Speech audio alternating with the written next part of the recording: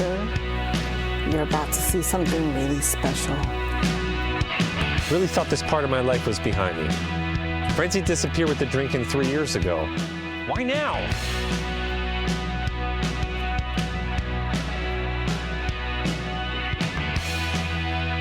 This makes no sense, and I'm right on the verge of freaking out. Back from your life. These people can be animals. What you burn. Thingy's out. Some bitter things you should never Good cheese. learn.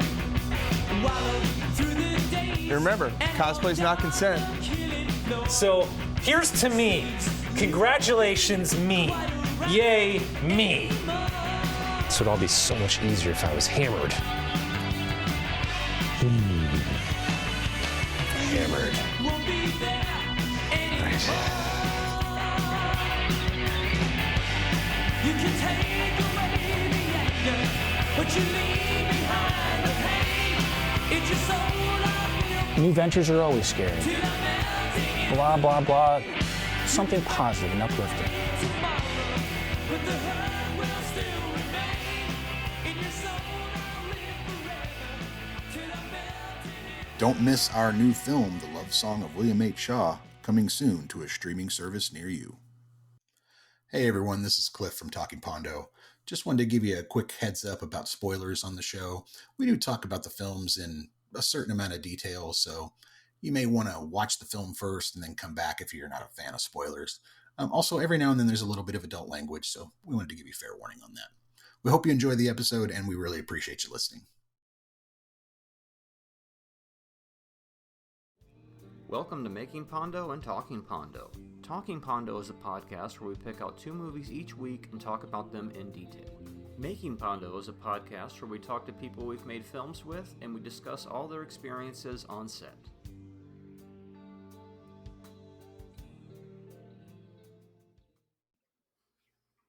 All right, Marty, we're back. We are back. We never left. We never did. We never will. Yes, it's a big one this week. This is our season finale. This is episode 36. Amazing. Yes. And, next week will be episode 37. Season 2 starts immediately. But it's more of a way to help us keep track of what we've done and, when did we talk about such and such movie? I want to do this movie next week. We did that one in season 2, episode 25. No, we didn't. Yeah, it says right here. So it's more of a way to keep track of what we did more than really mean anything. But it is meaningful because, wow, the end of another season. 37 episodes. That's quite a few. That's almost what is that, like 9 months? 9 months. So 27 Talking Pondo episodes, because this is Talking Pondo. I'm Marty Catola. I'm Cliff Gamble. We talk about movies in this version of the podcast. We are Pondo Enterprises, LLC, so it's Pondo talking about the movies that made Pondo in a way, or movies that are making Pondo. And then we do a podcast called Making Pondo, where we talk about movies that we make. See, it's very clever in that respect. Aren't we clever, listener? In circles there, but We're so clever. We're so did- clever, listener. This is the 27th Talking episode of the season. 2 movies per episode of Talking. So that means 53 and 54. We have talked about That's a lot of 54 movies That's in a the lot of last movies. 9 months. Yeah. A lot of movies I never would have watched Mhm. or might not have watched again. And so Yeah. looking Yeah. back on the list, as we'll talk about a little bit more here in a few weeks on another episode of season recap thing, it's interesting to look back at, the movies that have stuck with me the most, movies I might consider watching again, movies I wouldn't watch again. And Well, and I Yeah. never would have watched Road Games without this show, and I never will again. So, Right. you know, the Road it's Games a- Apology Tour it's a- starts it's next a week. fantastic testing ground for things that you may or may not ever want to watch again. And speaking of things you may or may not want to watch again, we have 2 more movies this week. We have Catch and Release from 2006. It's A-N-D, right? No ampersand. and not catching. Catching. Ampersand might have been a Canadian title if I was looking at Wikipedia or something. I don't remember. And the other movie was The End of the Alphabet, Zorro the Gay Blade from 1981, because You know how much we love movies from 1981 around here. We love the 80s, folks. We love So, yeah. Next week starts season 2, and we'll be back with another making episode. And Mhm. but for now, let's discuss Catch Catch and and Release. Release. Let's do it. Let's do it. Why did I make you watch Catch and Release? Well, not only because it was a Kevin Smith movie and not one of his main ones, but because I like to make you watch movies that feature people who are going to be at Mad Monster, Arizona this year. And that person from this movie was Juliette Lewis. Fantastic. Interesting. We like her quite a bit. So Catch and Release is so Catch and Release is starring Jennifer Garner, Timothy Olyphant, Kevin Smith in a supporting role. It's written and directed by Susanna Grant. The short version of the plot is a woman struggles to accept the death of her fiance and the secrets he kept from her as she rebuilds her life. The plot's a bit more complicated than that, I think. It's about this guy named Grady who comes from an old money family. And he struck out on his own as a half owner of a fly fishing business that he's going Is that their business? I didn't even realize fly that fishing, what was yeah, going yeah. on. I was like, why are they all living in the house? Well, I guess they're grieving. See, I didn't catch that. Yeah, so he lives in he's got a rental property that Gray's moving in, that Gray has found that they're going to move into, and one of his other friends, Sam, who's played by Kevin Smith, lives with them, and he works for Celestial Seasonings. He writes the inspirational quotes on the boxes of Celestial Seasonings teas. And so anyway, Gray is who was going to be married to this guy within a few days before his death. Is placed in a difficult position as they have no assets in their joint names, and without a will, she's not legally left with anything except an engagement ring, which his mother comes back to ask for immediately because it's been in the family for 6 generations and all this. Yeah, it's basically Make a Will the movie. That's the moral. Yeah. So she moves into Grady's old room. She's kind of broke. She moves into Grady's old room with his two best friends, which is his business partner Dennis and his other friend Sam. And then there's this fourth dude that shows up at the funeral named Fritz, and Fritz lives in L.A. and directs commercials, and he's come to the funeral, and Dennis and Sam have offered to let him stay in the house. And there's a really awkward scene right at the beginning of the movie where Fritz meets up with one of the catering people and starts flirting with her, and Gray is trying to give this eulogy and she can't do it, and she runs off to the bathroom and she hides in the bathtub behind the curtains. She's just kind of laying there, going through her grief. And here comes into the bathroom Fritz and this girl, and they start having sex in the bathroom without knowing that she's in there. And the girl keeps screaming "sock it to me" throughout the whole thing, which I thought was a really weirdly interesting choice. "Sock it to me, sock it to me," and I was like, "Oh my god, holy Jesus!" Okay, the whole movie's like that. It's very weird. It's one of the weirdest rom-coms I've ever watched. Yeah, where it's like finding love through grief, that type of thing. It's that version, so that's always going to be a little odd. Yeah, especially when you hook up with the person who was your dead person's friend. But it does happen in real life because they're the people who remember the deceased. And that's not even the whole plot. So the rest of the plot is that Grady's kind of a piece of shit. Oh yeah, and she finds out that he inherited a bunch of money and didn't tell her about it. See, and then he's also made a will. All this would have been revealed. Yeah. Right. He's also fathered a kid with some woman in L.A. that he used to see when he would go back to visit Fritz. And she's finding all this out as she's going through his things and settling his estate and so on. So yeah, we keep finding out like throughout the movie what an awful dude this guy is. Like he's just kind of an asshole. Yeah. Like I don't feel bad for him at all in this movie. Like I don't feel bad for him even for a second. And they kind of set it up that way too, right? Like in the very beginning, opening with the weepy funeral sequence, that's about as much as you care about Grady, right? Because the more you go on, you go, wait a minute. Yeah. Yeah. Now, like, of course, all his shenanigans let everybody do a happy ending. It just he needed to die in order for everybody to be happy. But you're right though. Like in the beginning, you're like, "Oh, he died. That's terrible." And then the minute you start to hear about him, you're like, "Oh well, he wasn't a very good person." You know, like maybe I'm not saying it's glad he's dead, but at the same time, maybe the world wasn't missing much. Yeah, and then spoiler alert, we find out that wasn't even his kid. It's no plot twist. It's not even his kid, which Mhm. I think is a bad story choice. I think if it had been his kid, the story changes a bit, right? Yeah, it's a But little tidier. yeah, but with it is not his kid, it doesn't make as much sense why they all rally around this kid, like, oh, I'm going to give him money and yeah, all this type Well, of thing. we've Doesn't make as endeared much sense. ourselves to the kid because all the characters in the movie are the everything so movie fake kind of, you know. Yeah, Oh, I just met you, but and you're totally lying to us, but it's okay. We'll take you in because it's a movie. yeah, move And in. It's you're gonna be a fine. good person now. hmm hmm But I think, yeah, you're right. I think if they had stuck with the idea of, but see, then I guess does that change the dynamic of the kid was entitled to that money?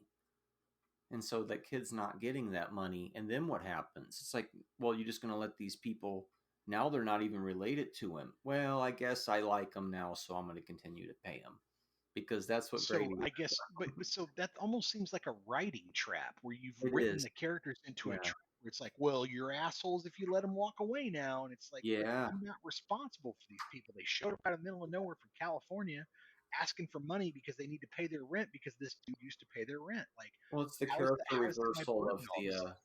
character reversal of the mother, right? Yeah. Yeah. I just wanted my boy back, right? Right. I don't need the ring, and then, but Mhm. yeah, I know what you mean. It's very tropey.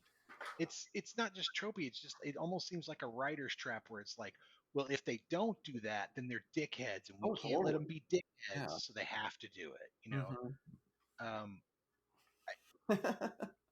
I like Kevin Smith in this quite a bit. I think honestly, I think that if he hadn't directed, he might have been able to pull off some decent character acting. And I think he's got chops. He's got good timing. He's a how he knows how to react and stay out of the way, and let the scene go and that type of thing, and but Yeah. also be in the scene and keep his energy up. Yeah, like when they're Uh, carrying Jennifer Gardner across the yeah, room, she's passed out and they drop her. yeah. He's like, Dennis, And Dennis, she's okay the next day. She's not hurt. yeah. I like that. I like that quite a bit.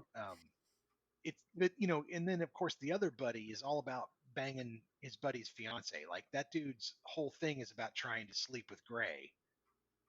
Oh yeah, And the guy who's been friend zoned since yeah, minute he's been friend one. zoned forever. Yeah, and I do like how they Almost handled an that. incel, but then he ends up not being.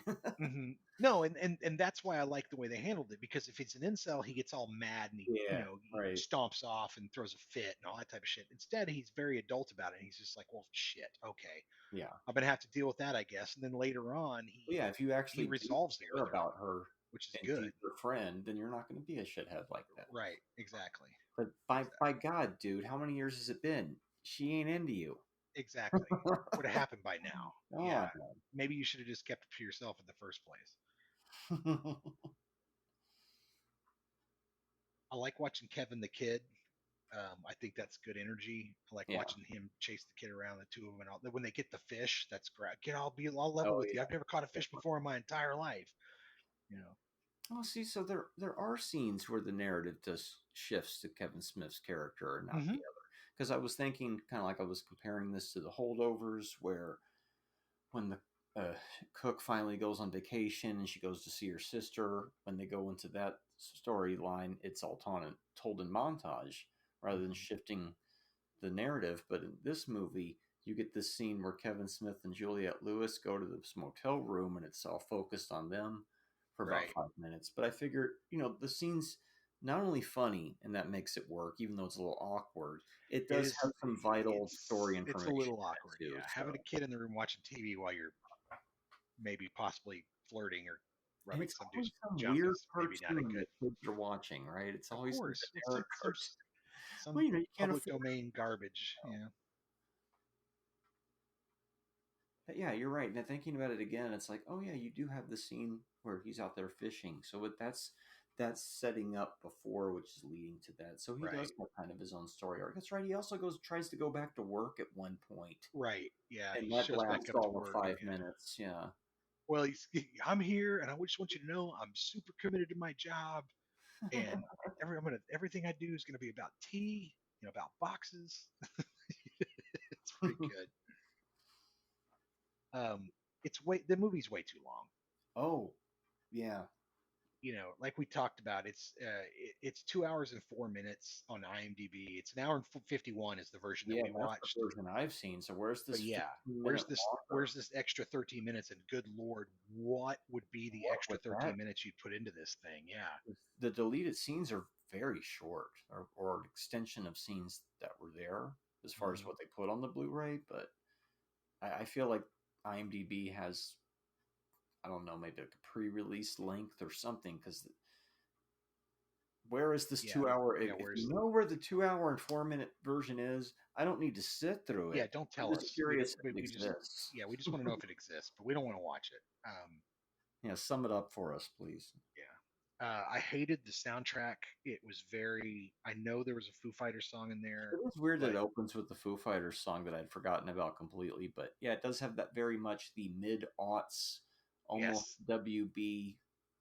Sounded like the Juno soundtrack, and this came out a year before Juno. Yeah, that's right. So much sounds like that. And isn't Jennifer Garner in Juno? Yes, Jesus Christ, she is. Whoa, look at that! What a bump! Wow, there you go. She dragged the music coordinator with her. Watching this again, I had only seen it once back in like 2007 when it came out on home video, and I'd forgotten completely about it. Might have picked a different movie if I'd remembered what it was about, but in a way, it's kind of good that we did this one because it was interesting. But Jennifer Garner is really one of those chameleon type actors where she just kind of blends into whatever she's doing. I forgot I was even watching her a few times because there's certain angles where it's like, well, who is that? That doesn't even look like you. You've managed to change your face by the angle. Mm-hmm. Certain actors do that, and it's just, I can see why they're professional actors. Yeah, I mean, I don't think she's ever going to win an Oscar at that level. I mean, maybe if she gets the right part and really good.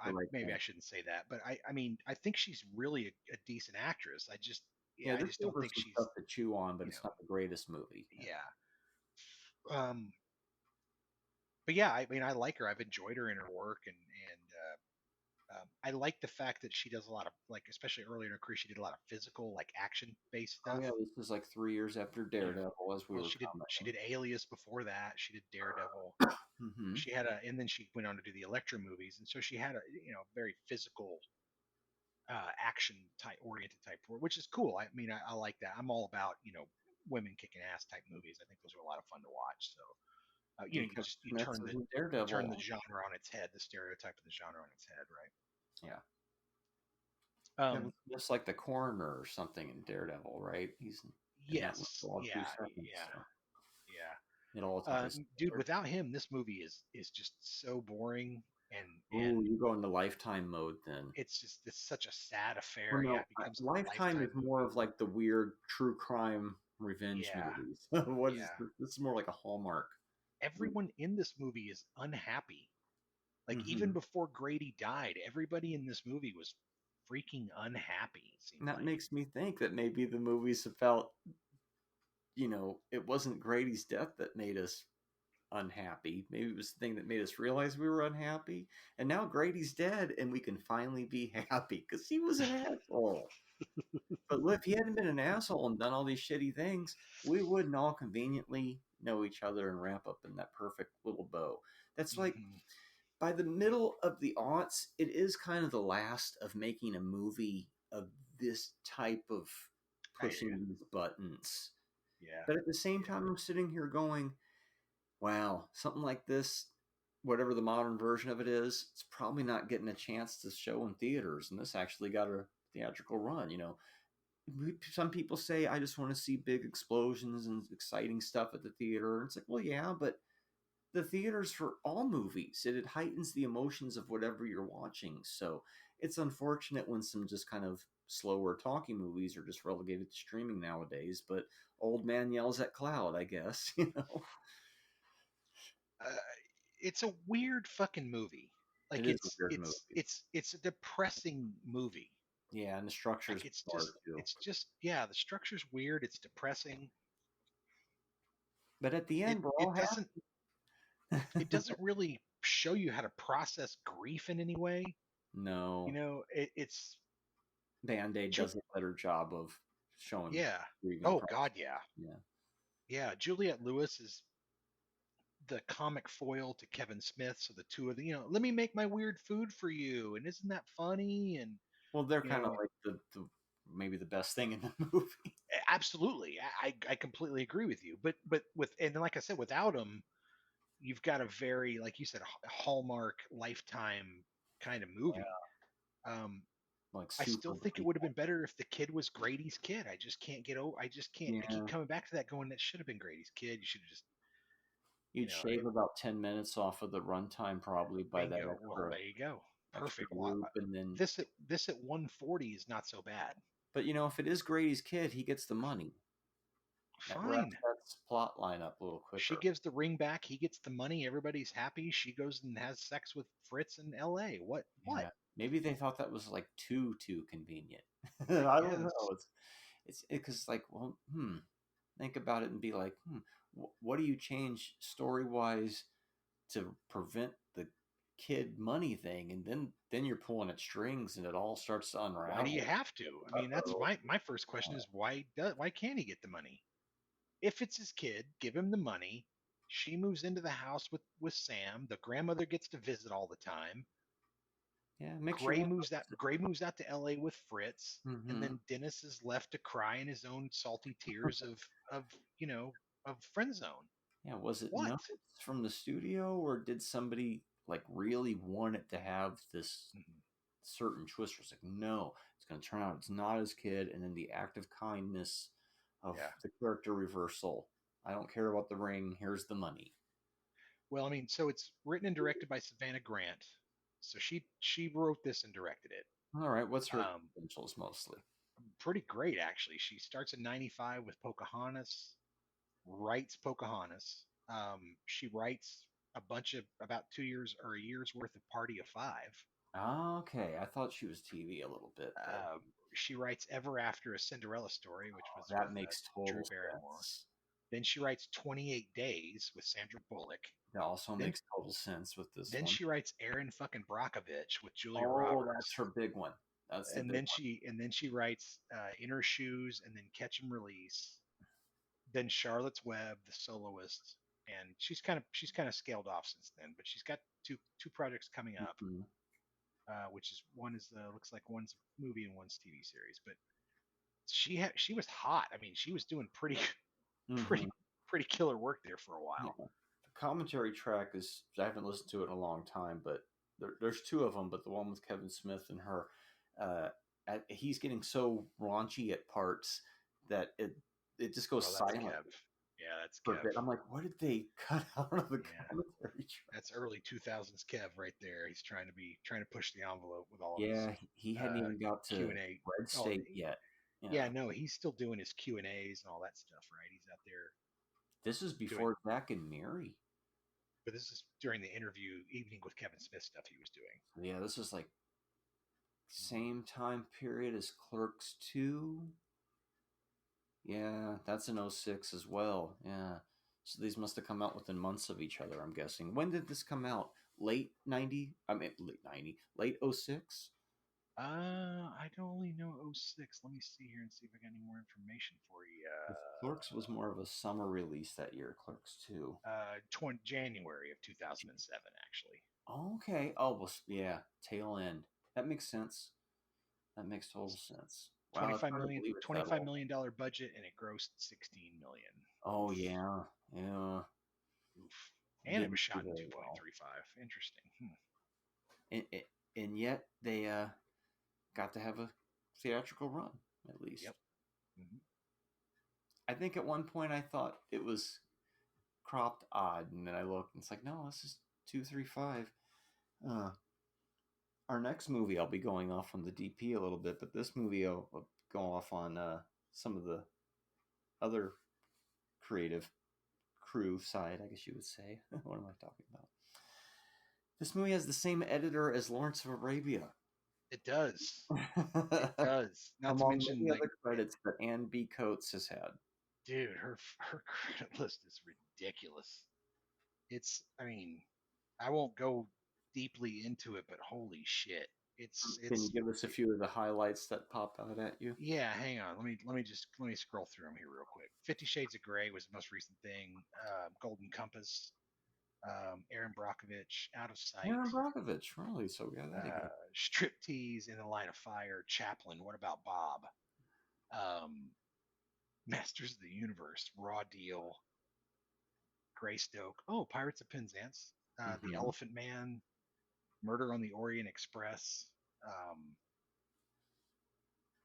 Yeah. I mean, Wow. To Paris with Love. Yeah, she Lawrence of Arabia. Yeah, she knows what she's doing when it comes to editing film. 54 different films edited over her career. And I saw that name and I had to hit pause like I do so often in the beginning of these movies we watch from week to week and go, okay, gotta look on IMDb. Who is this again? Yeah. Then start the movie. Edith Head. Who the fuck is Edith Head? And it's suitable that we wrap up the season with a Mo Henry movie. Mm-hmm. For all I know, we've done several since, but I've noticed this one is another negative cutter. Mo Henry. Yep. Mo she Henry cut did a lot of movies. negatives on a lot of films.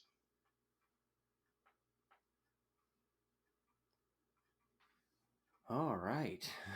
Is there anything more on this one? You said Timothy Oliphant smiled a lot. I remember. Yeah, his toothy ass smile was really annoying. I really loved how Kev was sneaking in all those sirs. Oh This is yeah, he during worked his for sir 30 phase where seconds. he's sir, everything's sir with this guy. Yep. If you know anything about the Hollywood use of sir, it means you're an asshole. You said what was the point of the movie overall, right?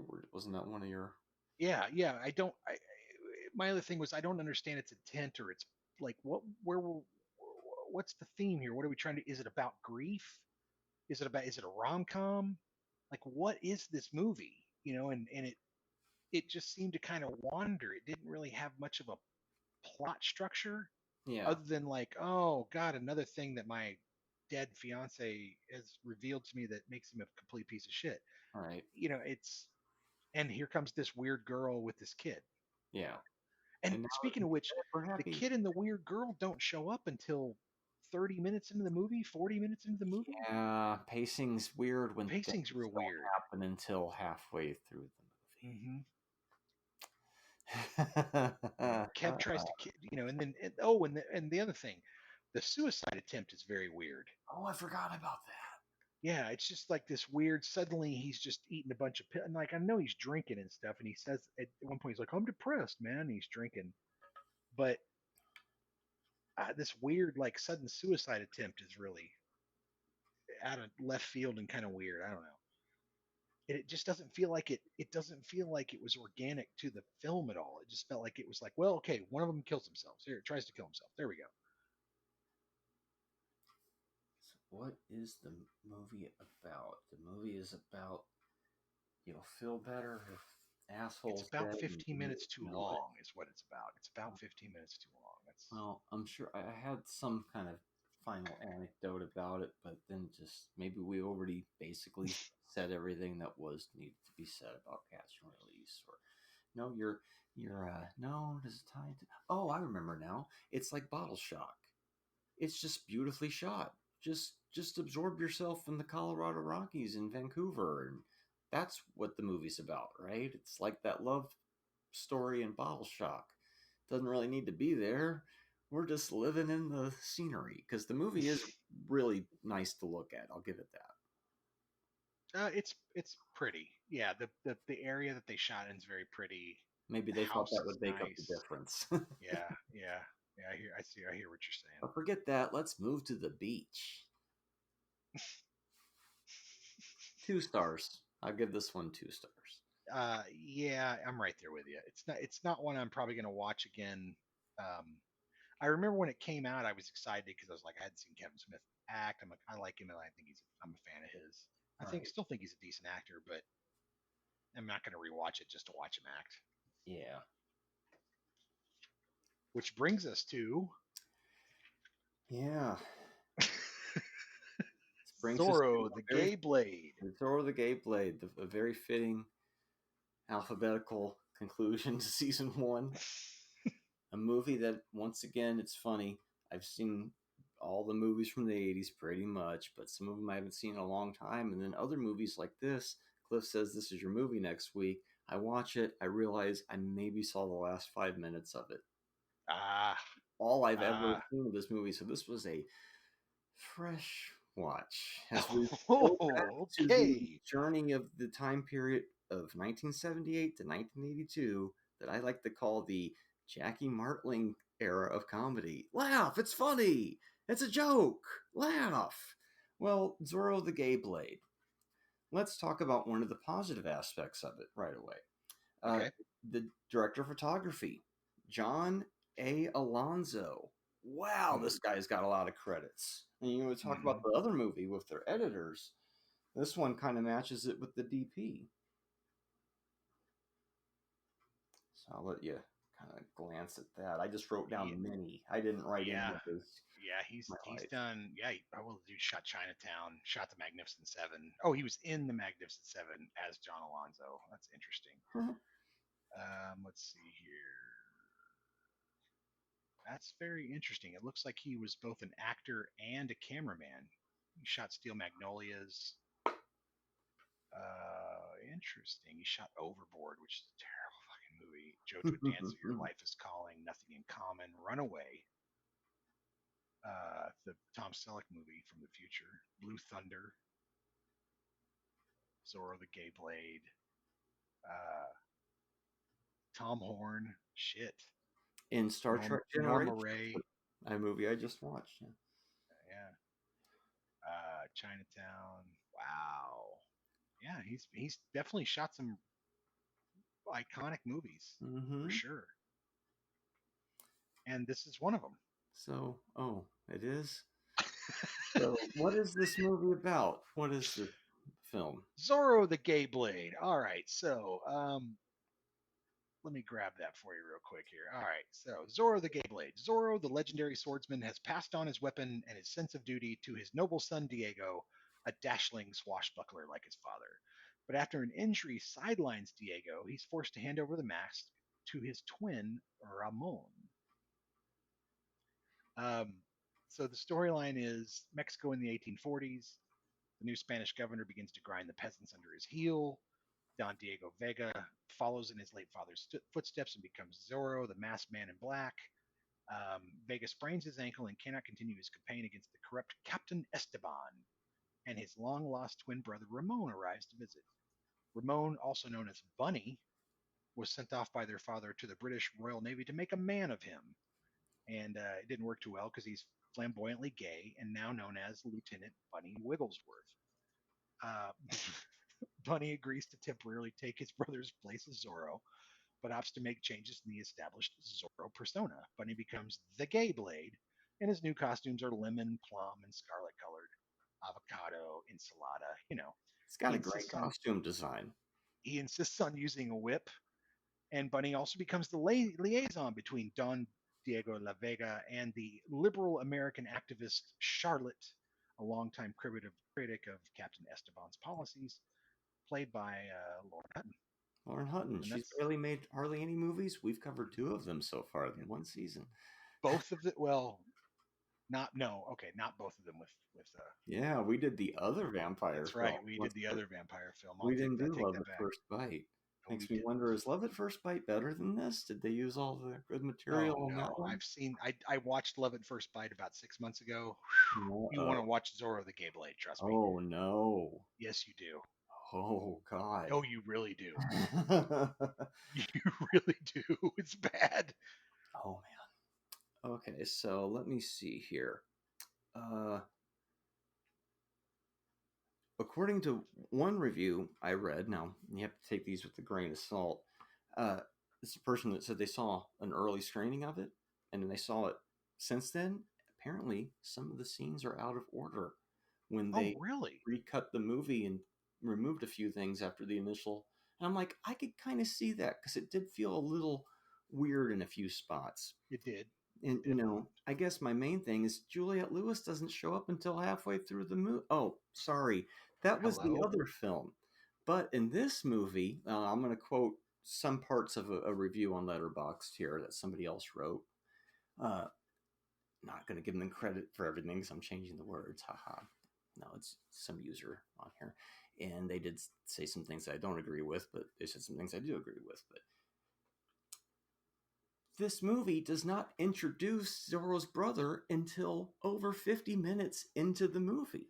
Yeah, it's 40. It's more like 45. But yeah, it's the late. exact halfway point. Actually, It is. It's yeah, because the movie's an hour and a half, and I Mhm. looked.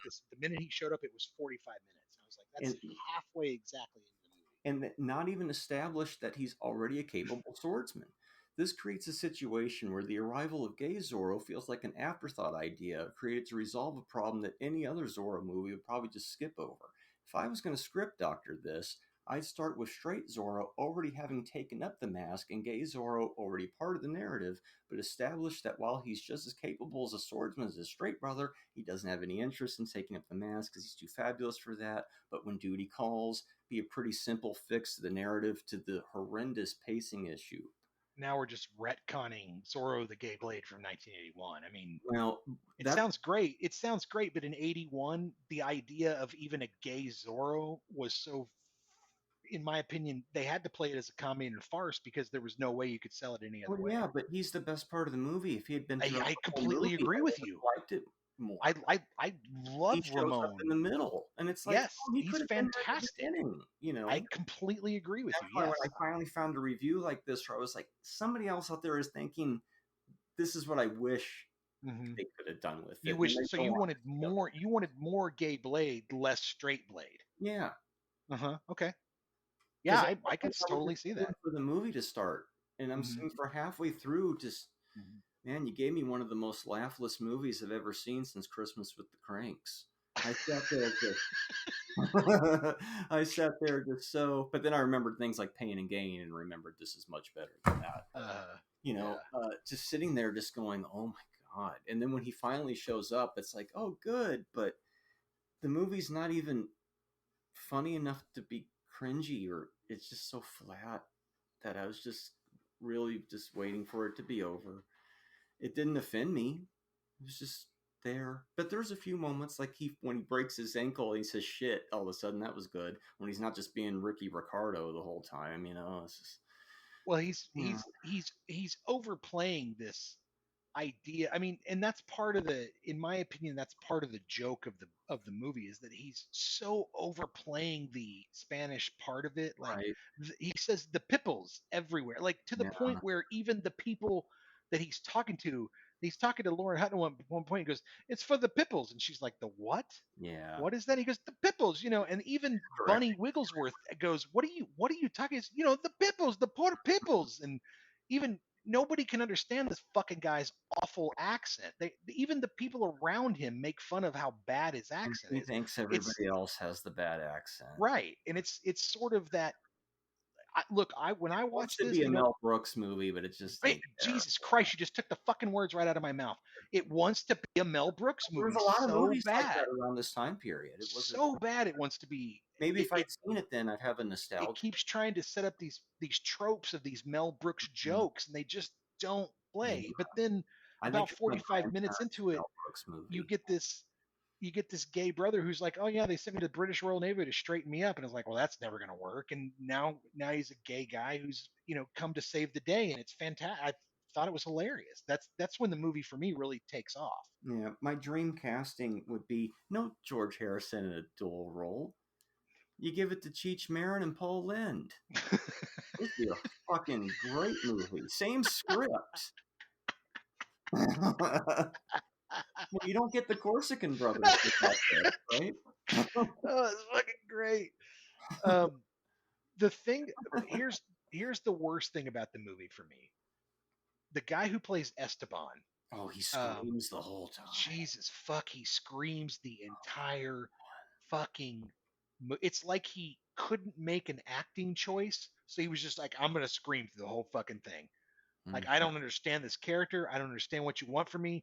So I'm just going to scream every chance I get. And surprisingly, he's a good actor. He's been in a bunch of stuff. Ron Liebman is not a slouch by any stretch of the imagination, but he just, Mm-hmm. my God, it reminded me where I was complaining about Mon Oncle, where I was like, I thought all about the that too. all these scenes end up with just French people screaming at each other. And this movie's the same thing. Like, Yeah. This is apparently people find movies where people just scream at each other very funny, screaming the right way, I guess, right?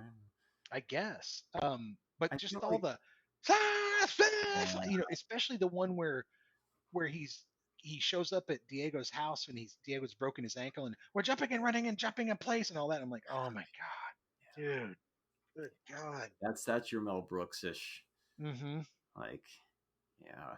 The stuff Yeah. making History of the World Part 1 look like pure gold. Mm-hmm. Yeah. I- Oh, first off, we'll get to that later, but that's a But great that's what I was saying. Like, it's the Jackie Martling era, like of Mhm. comedy when Jerry Lewis is putting out movies like Hardly Working. That last Yeah. gasp of, this was made for my grandparents, I think. It was definitely made for my parents. Yeah. Um, And you know, it has such a great DP. Maybe the editor made odd choices. yeah. Well, I think the director made some odd choices too. Like, there's a Probably scene didn't have a early lot of on. money, too. Yeah. You know the scene early on where the alcalde is introducing all the dons and the camera's just moving from dawn to dawn in one shot. It's very shaky and weird, and it's like, Yeah. okay, and not that that's a terrible shot. It's just it's not congruous with the rest of the shots in the movie. It's a very weird choice. Um, I'll give you one of the most Mel Brooks moments in the movie, and it's the old woman carrying in the casket Oh, while Diego just is like, put it over in the corner. No, no, no, honey, put it over here. No, no, no, just jot, that whole thing. Classic. I mean, I was just like, Jesus, this is these writers. Did they work for Mel Brooks? Right. This was before AI, people. Scripts like this were getting spit out because it's funny. That's right. Laugh. Killed the Zorro franchise for 14 years.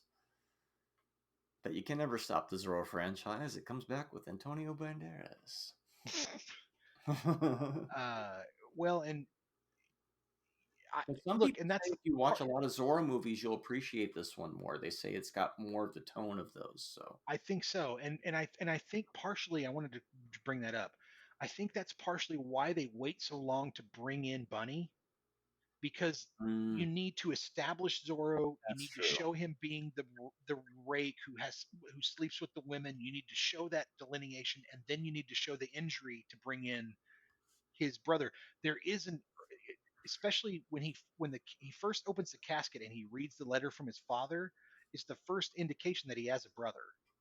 Because the letter says, I'm not sure which son will read this first. And you're like, oh shit, he's got a brother. Okay, so when he breaks his ankle and the brother shows up, it kind of makes sense because the brother's found out that his dad's dead and has come back to. right. So that all makes sense. But I'd also agree with you that I would have loved Bunny to show up another 15 minutes earlier or 20 minutes earlier. Okay, he It would have been been great. a great comic foil in the beginning, and like, Yep.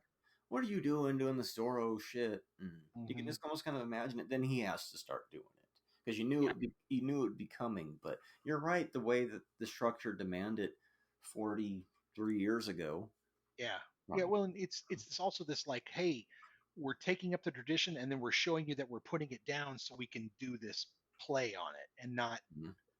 I never heard anybody bitch about Zorro the Gay Blade shitting on the franchise of Zorro. Like, they did it in a way that they honored it, true, right? yeah. While also making it funny.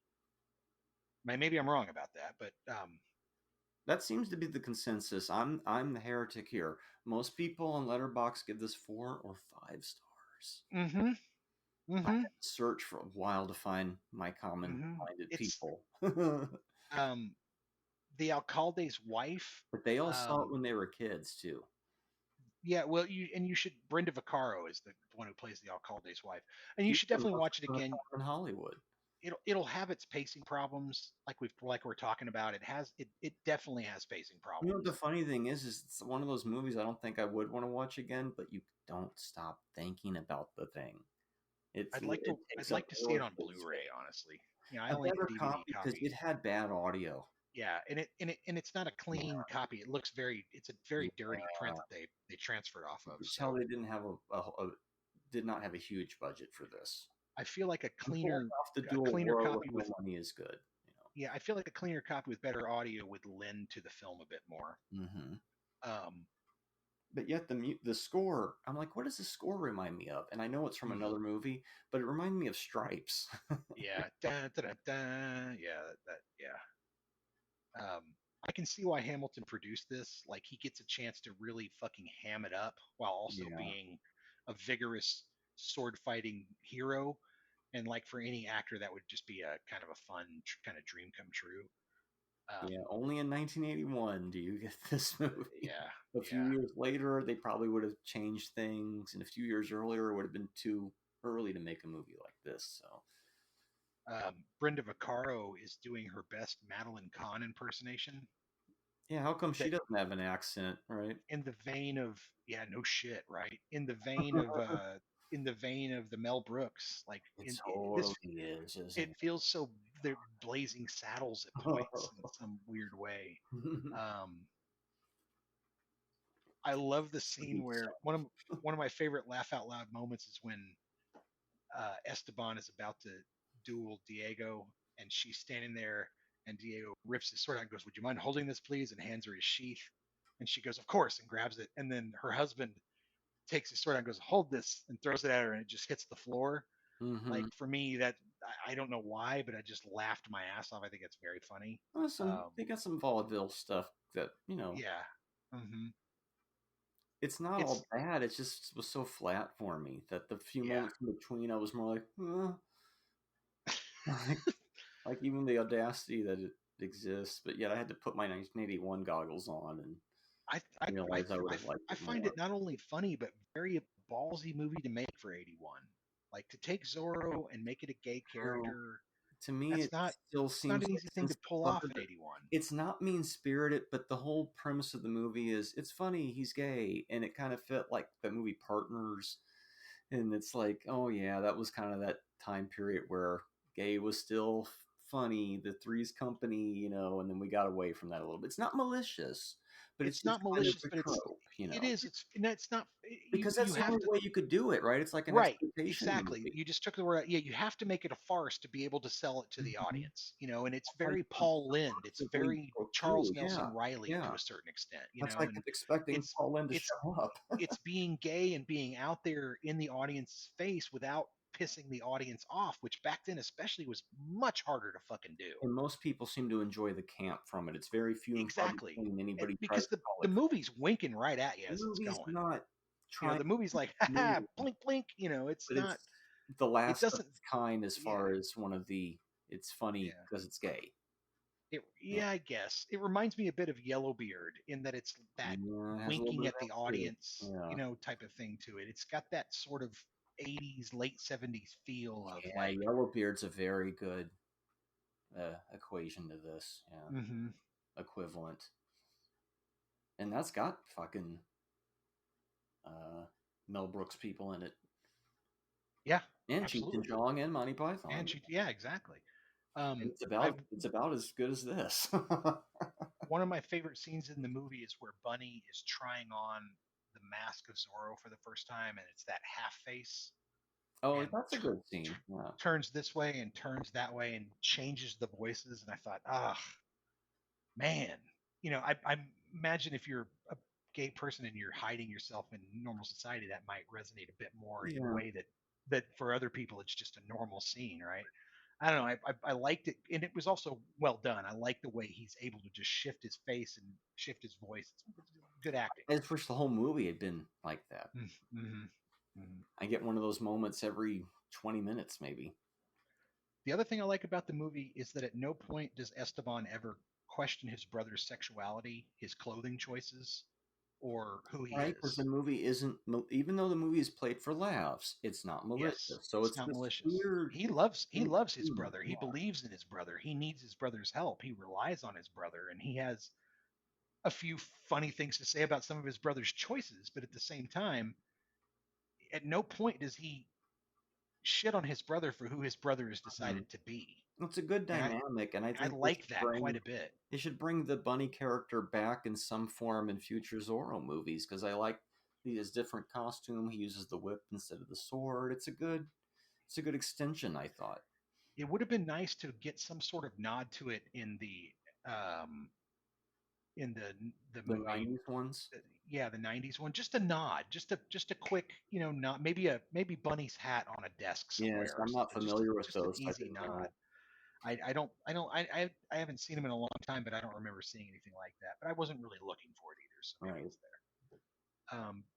But yeah, one of my favorite lines is "There's no crime in being poor, only dressing poorly." Oh, that's one of the best lines in the whole movie.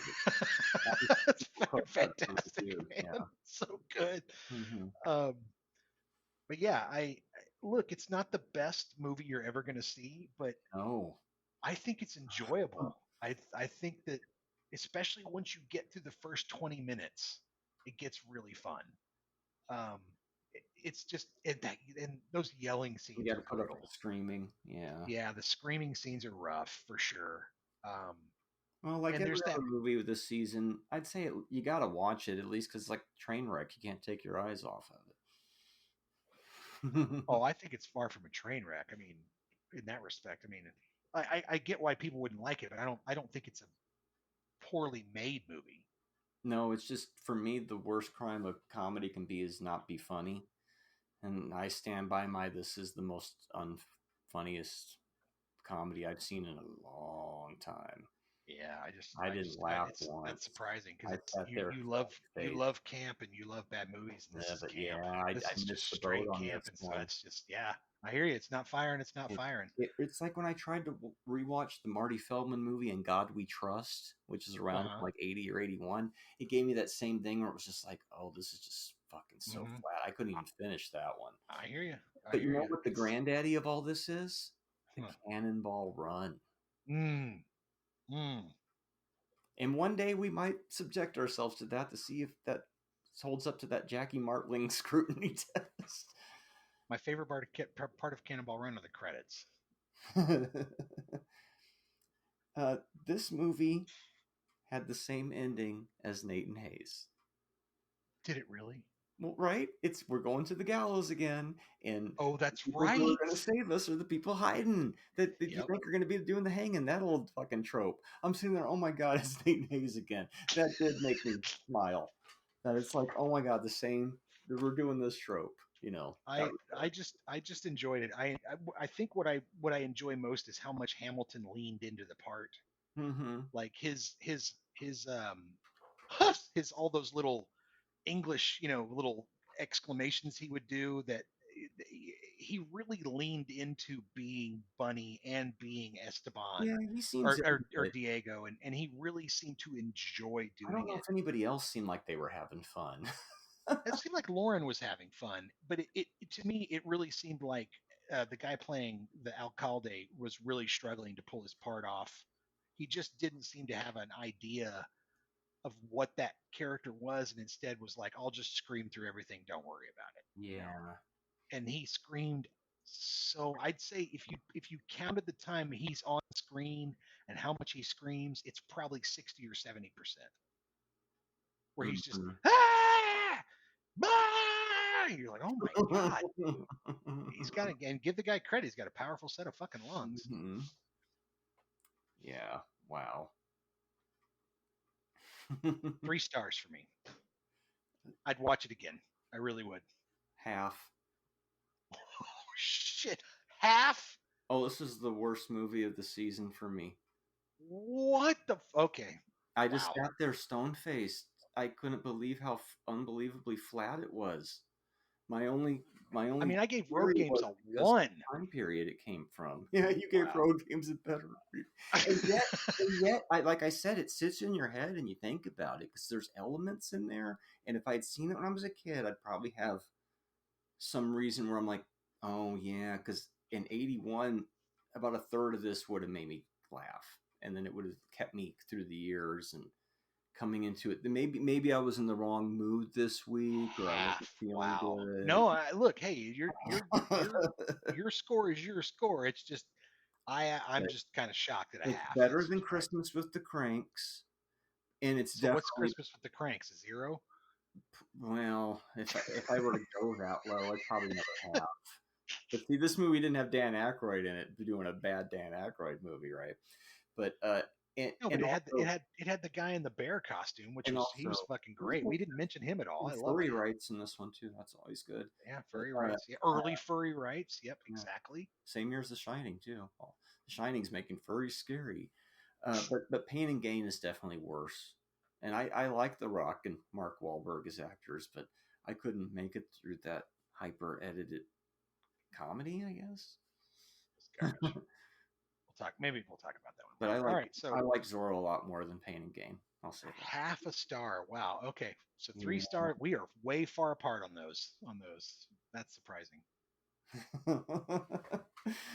Well, at least I tried to find all the positive things. Oh no! Hey, I look, don't I'm want not. to. I don't want to shit on it. It was obviously hard to make. They didn't have a lot of money, and people love this thing. I'm the heretic here. I know that. Nah, you're not a heretic. You just Well, I'm didn't saying like as it. far It's as the fine. reviews, most people give it 4 or 5 stars. So I'm just sitting over here going, huh? I don't think it's that good because I think it again. I think it struggles in the first half. It really picks up when It Bunny really shows does up for struggle me. in the first half. And so it struggles in that first half with You put Bunny in the him. whole thing, I might be saying 2.5. Yeah, exactly, right. And it picks up with Bunny. I mean, Lauren Hutton's great in it, and but it just early on it takes a while to get Mhm. going. I think And then once I it like gets going, I thinking really about enjoy it it. more than watching it. Yeah, Mhm. the idea of it I like. I like thinking about it more than watching it. That's fucking funny. But you say the Love at First Bite is worse? Oh, Oh my son. god! Watch. I No, like it's that one. oh it, no. If you do, then this podcast is going to be interesting for the next couple of years because we got a lot to talk You about. throw that one at me, like Jesus. season finale of season 2, Love at First Bite. Ah. No bueno. Okay, so that means the next movie you give me will be the first movie of season 2. Season 2, right? that's right, and it's going to Talking be about our. We decided that it's a 3-week theme, right? Because these come out in October, so we're going to do 3 weeks of horror films, right? I don't think that's a spoiler by saying that, right? Are we doing horror? Well, you don't have to. No. Okay, cool. No. Okay, that's cool. So these are going to come out right around horror time. Okay. Yeah, these will be like the 7th, 14th, 28th. And then in the future, it won't matter because these will all be old. But when they came out, they'll be in October. So I figured, hey, what a good week or gimmick to burn off some. Sure. We need more Mad Monster guest movies anyway, right? Let's get ourselves in a nice mood. When we go to the con, we'll have some of the stuff fresh in our head, and maybe it'll enhance the experience. Yeah, I've got a couple for you. I've got some good ideas. Wow. So episode 38. I'm guessing that's what this will end up being, because next week's a making. You want me to tell you what your movie is? Please. It's a Scream, baby. You're watching Scream Part 1, because that way you get to see the Skeet Ulrich movie, the Rose McGowan movie, the Jamie Kennedy movie, the Matthew Lillard movie, the Lee Waddell movie, and you get it fresh in your head. It's the only movie that some of these people are in. We don't need to watch the rest of them. Let's just go back to the very first one. Drew Barrymore will not be at Mad Monster because that line would be insane. Who gets the bigger line, Drew Barrymore or Courtney Cox? We'll discuss that next week. Oh God, that's probably equal there, huh? I think Courtney Cox only because she's been in it. That's true. She's got all the movies. Yeah. Mm-hmm. So, I'm vacillating back and forth on what to give you here. I have an old one that's kind of a horror, but it's more thriller. It's more more about dread. The other one I have is a little bit newer. I know you haven't seen it. I know you haven't seen either one of these, actually. I'm pretty sure. I'm going to flip a coin here. And we're going to say heads. You're going to get the old one. Tails, you're going to get the new one. Oh, wow. It's tails. Your movie is Get Out. Oh, I get to watch Get Out finally. With Jordan Peele. Yes, sir, you do. And I know you haven't seen it. and so I thought that would be a good one for you. That's actually going to be a good episode there, because I think so. I don't won't say think anything there's- about it. I don't want to taint the jury pool with my thoughts on that film. But, right. yeah. I don't think there's going to be anybody from Get Out at Mad Monster, but that's not a qualification, anyways. No, would be. I wouldn't mind seeing a couple of people from there. Mad Monsters, some great actors in that Right. film. Shit, watch them surprise us, because as of our recording of this, there might have been some shakeups in the lineup of Like that. Ozzy may have canceled. Did Ozzy Who cancel? knows? If you close your eyes forever, will Ozzy show up to the Mad Monster? Lita Ford and I think it's Poison or Warrant. Now, Rat. No, Warrant. They're touring. They're coming to town. Oh, really? Good No Lord. shit. No shit, Is, Chet. the, is No he the shit. lead singer from Warrant dead? Oh yeah, but you know, Oh, yeah, the rest of the band's just out there. they move on. Sure. Sure. Well, that's how Pantera's touring. Well, you keep on playing. That's what they told That's us. right. in that Keep thing on you do. playing. That's what they told us in that thing you do. Yes, sir. What an interesting season. It's been a good one. I think we'll probably do a recap at the beginning of next season, just Yeah. talking about our scores. I'm pretty sure Zorro's going to be the lowest on your list. Yeah, which is who knows? hilarious. Maybe I'll look back and go, "Oh, I forgot." So that should be quite a bit of fun. But yeah. All right. So Get Out and Scream. Scream 1996, not Scream from 2022 or whatever it was. Yeah, they should name that something else. I That's don't think part that's- 5. Yeah, Scream. exactly. Yeah, you shouldn't just name it Scream. That's confusing and ridiculous. Well, they don't want people to know how many sequels there are. All right, man. Till then, Cool. talk to you soon. Please. Bye.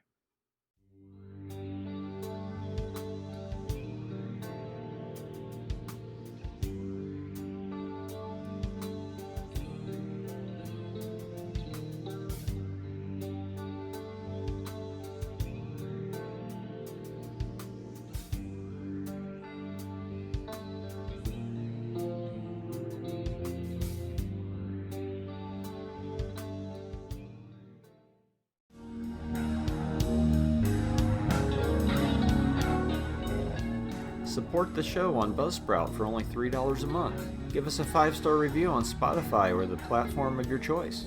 And be sure to like and subscribe to our YouTube page.